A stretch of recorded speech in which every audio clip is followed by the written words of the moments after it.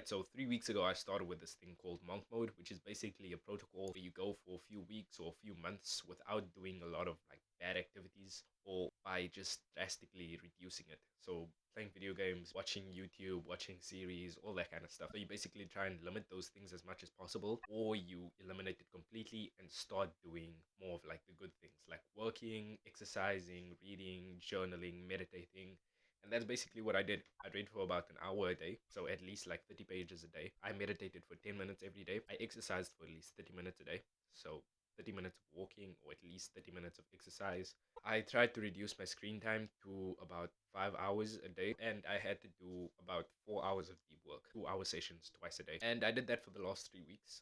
And this was the first time that I ever tried it. And to be honest, I don't think I'm going to be doing it again. And here's why.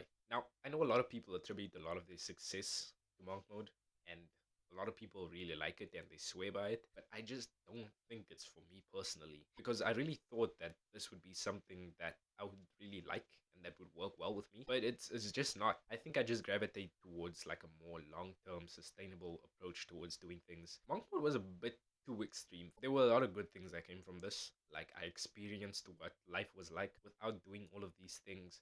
So I was like doing a lot of new things like mobility work in the morning and trying to eat as healthy as possible because once you start doing some of these good things, you want to add more of them on top of it. And not spending as much time on my phone just made me feel really good doing that work, feeling more productive and all that, getting in exercise every day, not spending that much time watching YouTube videos and being on social media. But the thing is that you plan on doing this for a certain amount of time, and it's supposed to be like this period of strict focus and all that stuff. So when you mess up, when you don't do these things perfectly every day, or like you just mess up the day completely by barely doing any of these things, it takes a huge hit to my mental health at least. So when this did happen, and when I felt like I didn't get a lot of work done and all that, my mental health definitely took a hit for like a day or two.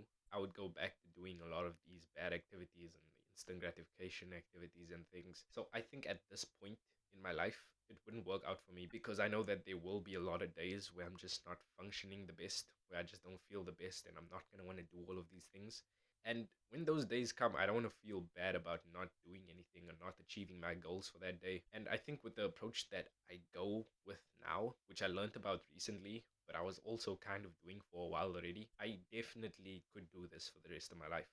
And it's basically from this book, or two books actually, from the same author named Greg McKeown, and he's the author of Essentialism and Effortless.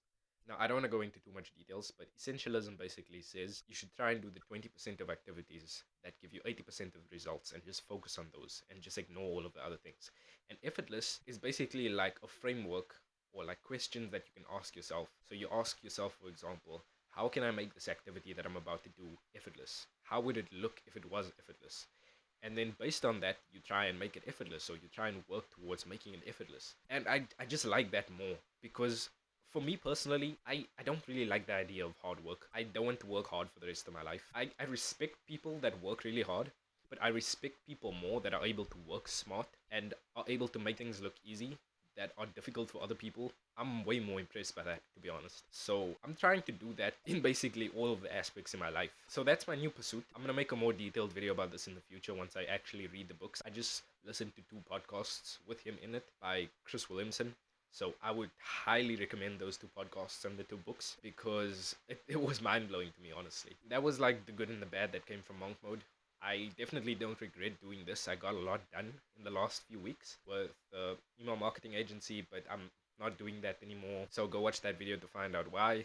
And yeah, you'll see me in the next video.